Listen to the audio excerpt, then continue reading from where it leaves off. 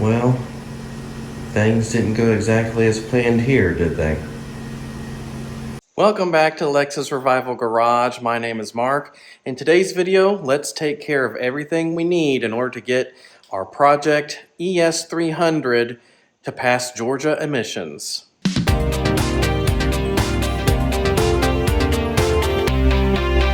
So my introductory video with this car, I did plug it into a scan tool system and found that it had two trouble codes for air fuel sensors, essentially the upstream version of the O2 sensors. Those are in order. Those will be here later today. But also, when I scanned it again, I did a more thorough scan and it had two more trouble codes for the NOx sensors, which, if you are familiar with these 3-liter Toyota V6s from the 90s and early 2000s, NOx sensors are not an uncommon issue to have to fix on these. So we're going to do those as well. And while we're there, we need to take care of these valve cover gaskets. But first, let's put in some new Hoot struts.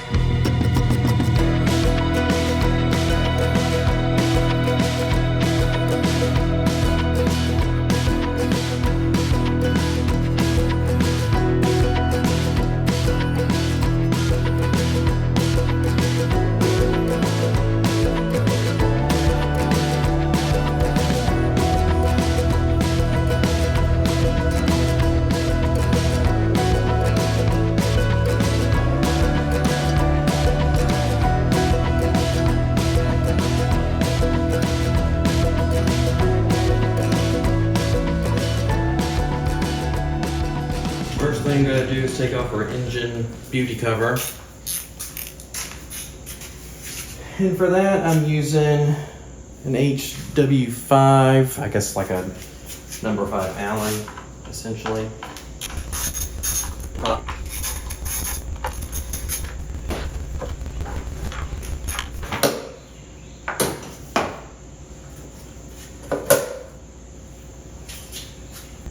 So essentially what we want to do, we need to get all this air intake stuff out of the way, to include the throttle bodies. For the NOx sensors and the rear side of the valve cover gaskets, we're going to have to take off the upper intake, but also there's like a lower intake, part of the intake as well, that's got to come off, as well as this rail right here.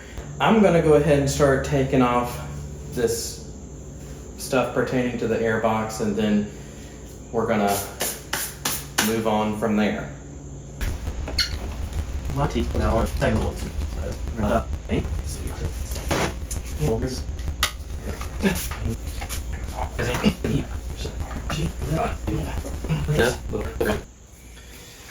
Okay, let's pull these coil packs off first. Disconnect them. Please don't break. There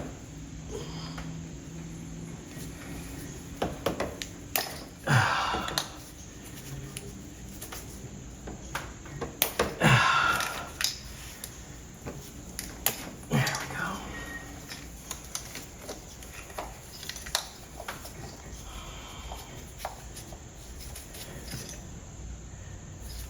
First two look good. Maybe a little bit of seepage into that one, but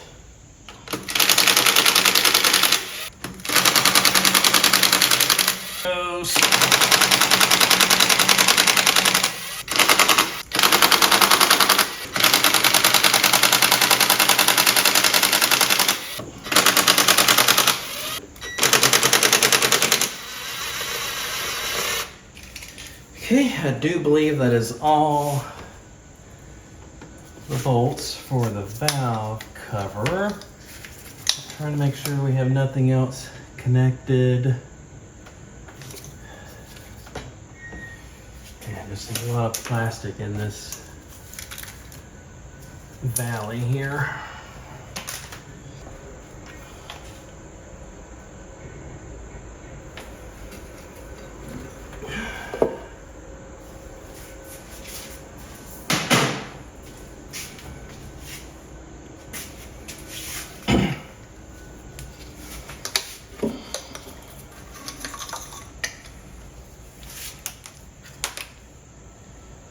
Okay.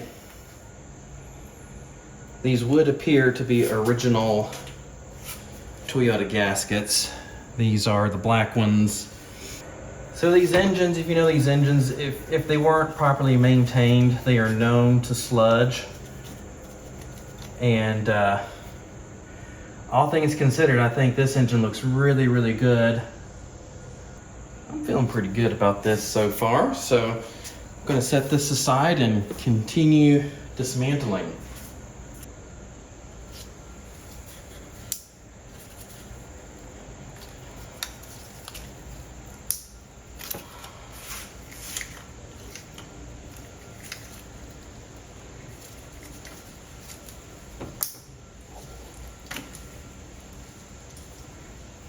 That connector snapped. Just the locking part of it.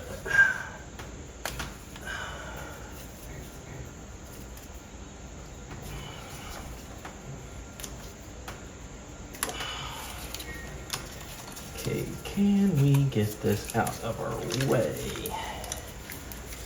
Sort of.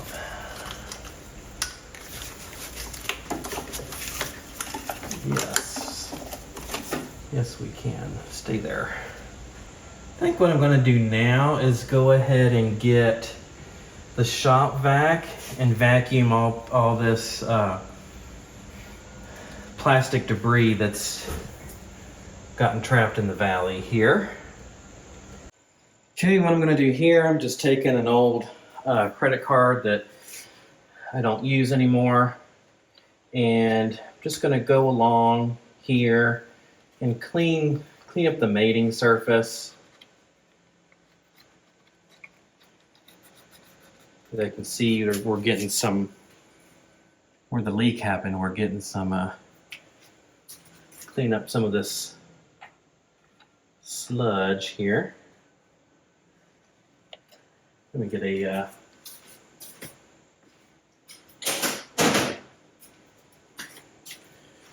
shop rag just to kind of clean this up as I go.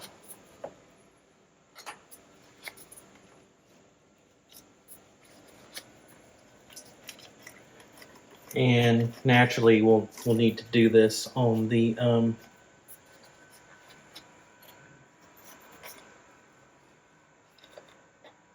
bottom of the valve cover too, before we put it back on. Now, in some areas of these, you'll see like here and here, you have to use some sealer there, or at least that's what the recommended procedure is from Toyota, because those are the locations where those are known to spring a leak quicker than the rest of it. So after this, I'm gonna get a fresh shop rag here, spray some brake clean on it, and then just really get the mating surface sludge free. Okay, I've got our shop towel with brake clean on it here. I'm just gonna lightly go across. Still got some sealer over there I may have to kind of dig at a little bit. But for the most part, this is cleaned up quite nicely. And before I forget, here is our half moon.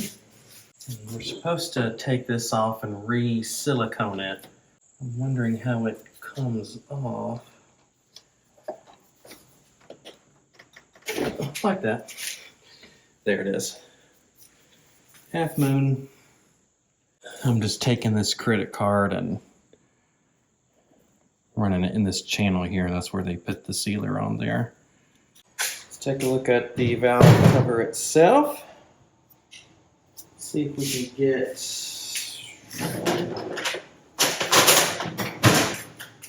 this gasket off in one piece.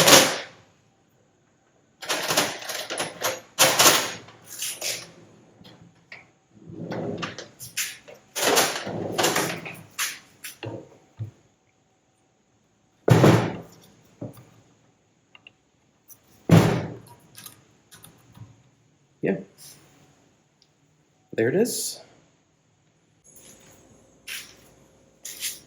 All right, I'm just going to take a flathead screwdriver.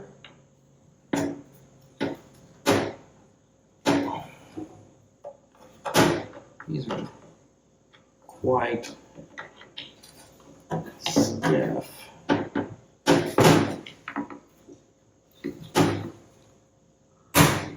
Jeez.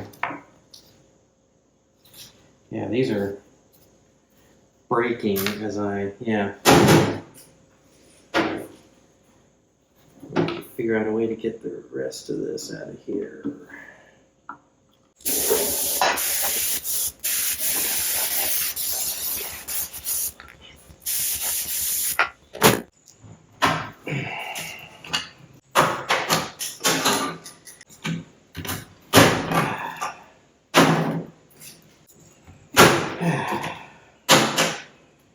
All three of those broke.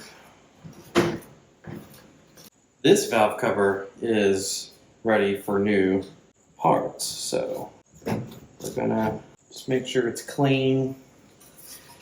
Got the outside and inside pretty good. Okay, now that we got the spark plug tube gaskets out, we can go ahead and put our new ones in. Let me take a little flathead screwdriver and just make sure the flush down in there.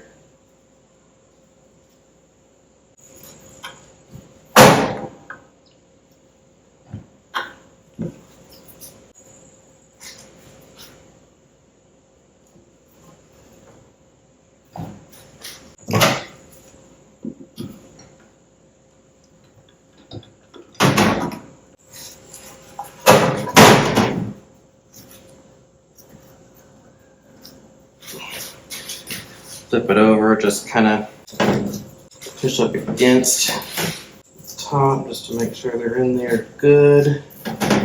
Okay, I think we're all set.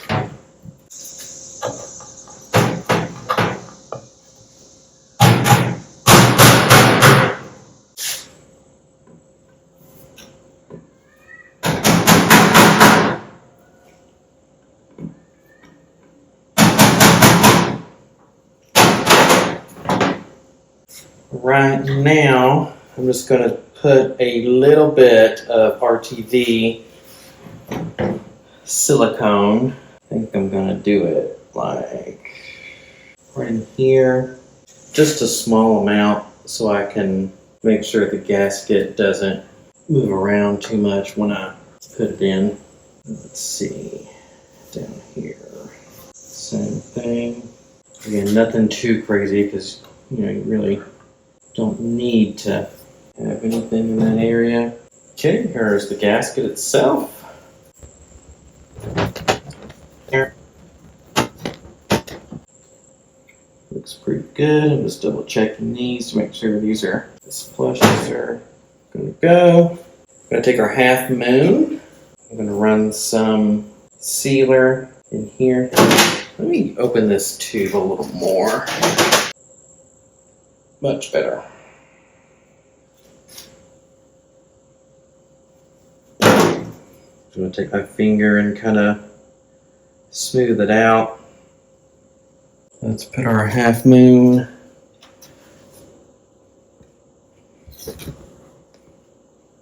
back in.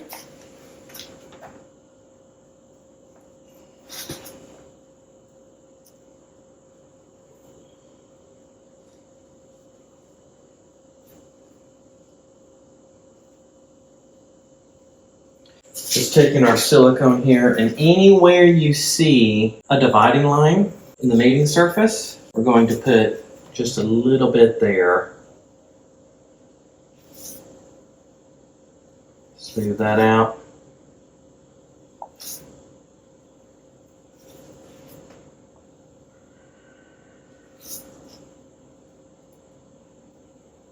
Nothing too crazy.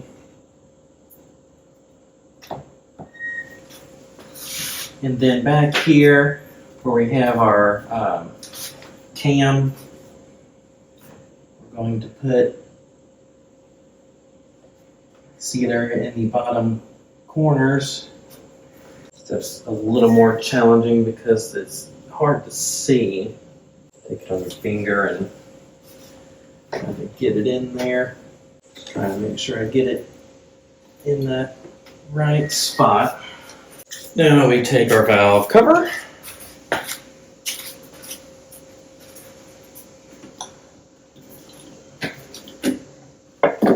Line everything up. These spark plug tubes, you'll want to make sure you get seated inside of the new gaskets you put on, so you kind of have to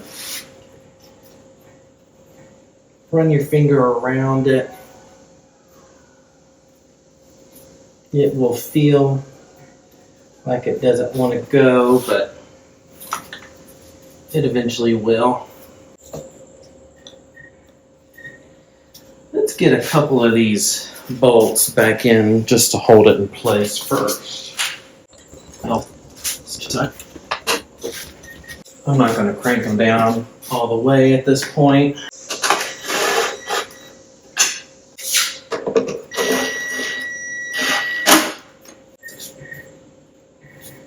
There. When you get, oh yeah, it just went into place. Now, let's get our other bolts in. We're going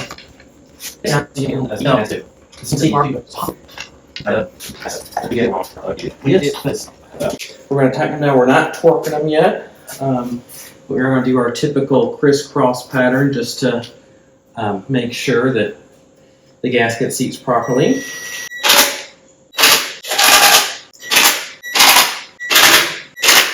Now, these are going to be torqued down to 69 inch-pounds, not foot-pounds.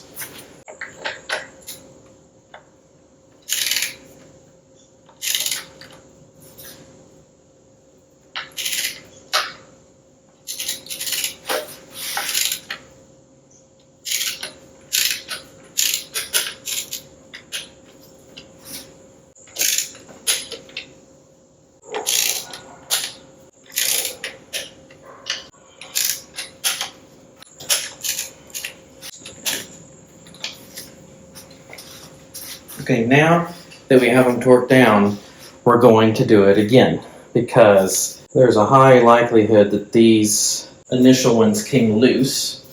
See there? Now it's not torqued down anymore. We've got to redo that.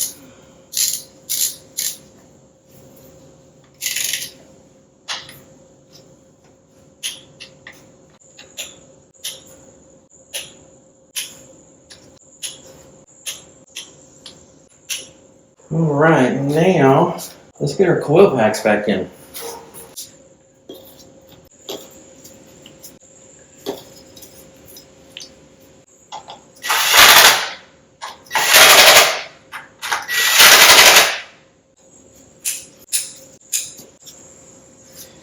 Now that we've done the easy side, it's time to do the hard side. Rather than watching me do this in near real time, I figured it would be easier to read off the list of steps I made to remove this intake mess out of your way. Once you've loosened your fuel rail, just set that aside so it's out of your way. Next thing to do is to remove the throttle cable and set it aside. On the driver's side of the throttle body, there's a bracket held in by a 12mm bolt. Remove that. And you'll have a similar thing on the passenger side, except it's 14mm. Remove that. Unplug the small hose from the top of the throttle body and set it aside. Unplug the throttle position sensor. There's also a connector below the throttle bodies that you'll want to remove. Disconnect that. There's a 12mm nut that holds ground wires on the passenger side of the intake. Remove that. There's a hose on the passenger side of the intake, a vacuum hose, just remove that as well. And you'll want to remove two 14mm nuts on each side of the intake. There's also two 8mm Allen bolts in the middle of the intake on the front side, remove those. At this point, the intake will have some maneuverability, but you may notice you still can't get it out of the way. There will be a 10mm bolt holding a ground wire on the back side of that. Go ahead and take that off, and then you should be mostly free. Lift it up and then remove the PCV hose under it and set the whole intake aside. Now it's out of your way so you can perform the work. So it's actually a few weeks later, and I'm going in and editing this video now, and I never made a clip explaining the next tidbit of information, but I did want to stress the importance, or I guess the amount that a tool like this helped me in doing the rear set of valve covers. The space in there is extremely tight, and you don't want to mess up and have to redo this portion again. Bit of foreshadowing there. So definitely, I cannot stress enough how much a tool like this helped with me getting the job done correctly. And so let's go ahead and fast forward, or I guess go back in time to the video, and you'll see how the process, or what the process looks from here. And luckily the process for the rear facing valve cover is pretty much exactly the same as the front. Remove the gasket, remove the spark plug tube seals, and remove and reseal your half moon.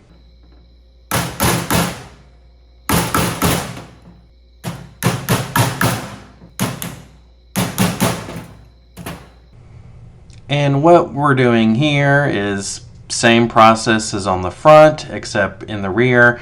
We are cleaning up the mating surfaces and preparing the valve cover to have the valve cover gasket placed on it, and we are going to reinstall. The torque spec for the bolts on this valve cover are the same as they were in the front, 69 inch-pounds, and here we are torquing everything down to spec to the best of our ability given the limited amount of space that we have to work with here. Okay, to get to these NOx sensors, we've got, we do have to remove these fuel rails, and we have, looks like 4, I'm going to guess 10mm.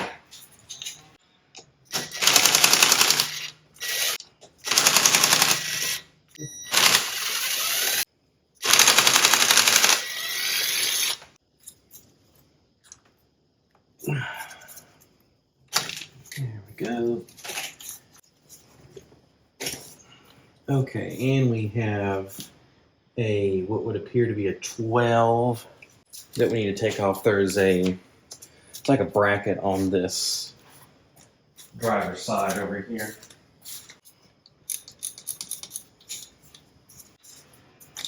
Okay. Just kind of push that out of our way. Now we've got 1, 2, 3, 4. It's like maybe 8 or 9 12mm bolts on this lower intake here.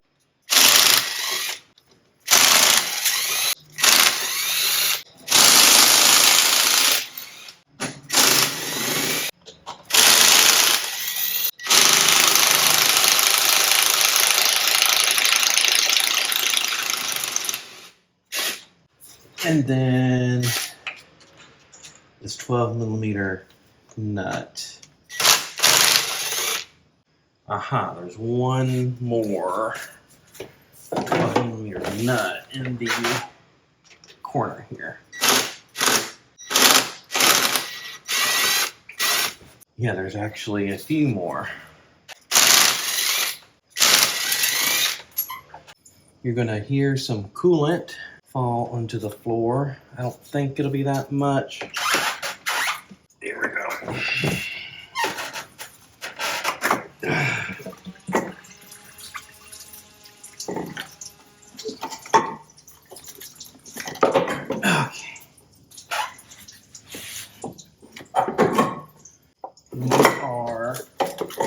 We have access to where we need to be. let's take a look at that area. Okay, I know the coolant is not correct, but we will be fixing that. There's our engine valves. That's kind of cool. But right here, there's one of our NOx sensors. And the other one is going to be, it should be on the upper side of that. So I may take this coolant hose off so I can see better and have better access. Okay, just to show you what we're working with here, I went ahead and took off that coolant hose from the driver's side and kind of wedged it underneath the piping for the radiator cap. Now we can see, we're gonna have to vacuum out the valley here, but here's our two NOx sensors. And to replace them, you just take out these two plugs and then you undo them, and I will double check and let you know what size wrench you need there. And then they actually connect back over in here somewhere. We're gonna have to move some of this stuff and get it to where we can access it, but clean everything up and then we'll be right back. Okay, I got the NOx sensors out. Ended up having to go to Home Depot and actually getting a wrench big enough to do so. You're definitely gonna need some sort of angled wrench to get in there. 27 millimeter. Don't know when I'll ever have a use for this again, but it is what it is. At this point, I need to get into where we can disconnect that harness right here. Down here is where they plug in. And we've got a ton of stuff in our way.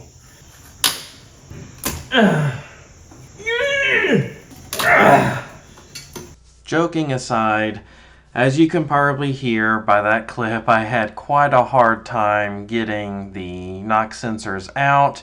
They were in there quite tight and they were a struggle, and it was a very tight area to maneuver around in with all the intake stuff and fuel rail and everything in our way. But finally got them and got the new NOx sensors installed and the new wiring harness installed.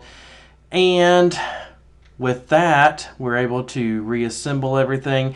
I did notice that the intake gaskets that were there were actually disintegrating, so I went ahead and purchased new gaskets for all the intake stuff, and my girlfriend and I, as you can see here, put everything back together and we were ready for the first startup.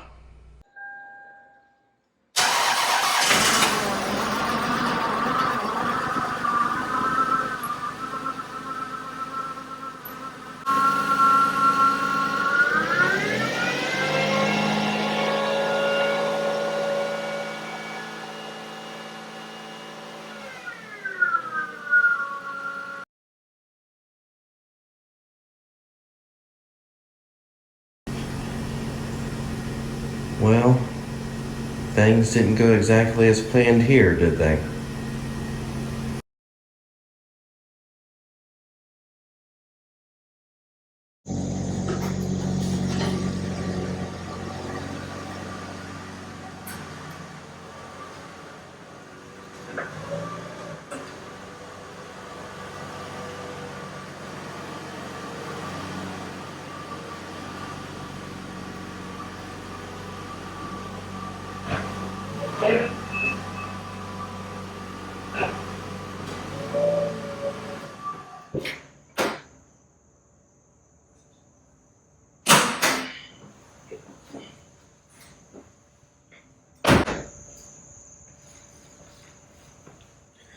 Okay, I got the valve cover gaskets fixed. Had to take everything apart again.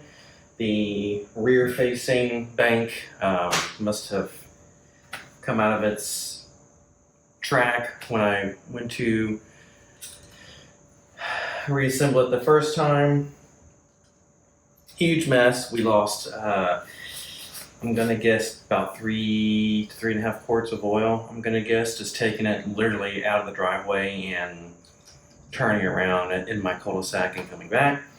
So it was absolutely pouring oil out of that valve cover gasket. So, but we did break something in the process of reassembling everything. And I will go ahead and show that to you. The part was only $15 or $16 on Amazon, so let's go ahead and install that. And the part in question is this right here. That is a vacuum switching valve, and the part itself is still, the main function of the part still works, but when we took this hose out, the little stub for this hose just broke off, and it's actually still inside of the hose here, so you can feel it. So we need to pop this off and put the new one on. Show you what that looks like. Brand new part, so right there. So this looks like it'd be pretty easy. There's a Phillips screw on the back side of this, and this should just kind of come out. And first thing we need to do is just unhook the, oh, and our clip broke there, finally. I had a feeling that one may break. Okay, so we're gonna go ahead and replace it, and that should complete the valve cover gasket repair. Here we go.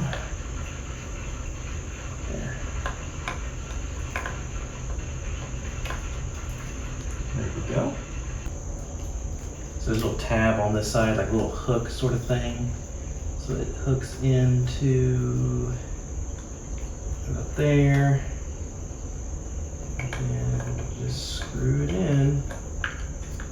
And there it goes.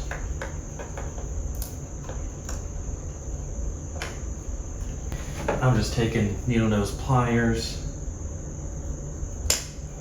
cutting off that little end there, and there we go. We're going to plug this back in.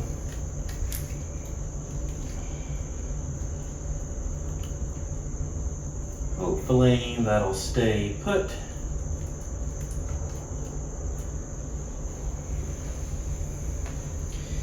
And now we can do something I've been wanting to do for 3 days.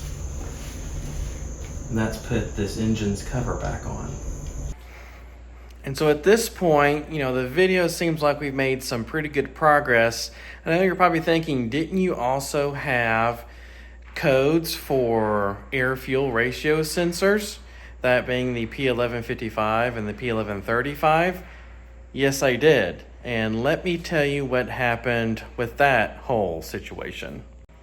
So I went ahead and replaced the one that's easiest to get to, which is the front upstream bank sensor. And I'll show you where that is. This one right here. Went ahead and replaced that. Plugged the car in, only to find that the 1155 code was still present. So that was quite disappointing and discouraging, because I had spent several days working on this car, running into issue after issue, and finally seemed like we were getting somewhere. This was going to be the easy fix.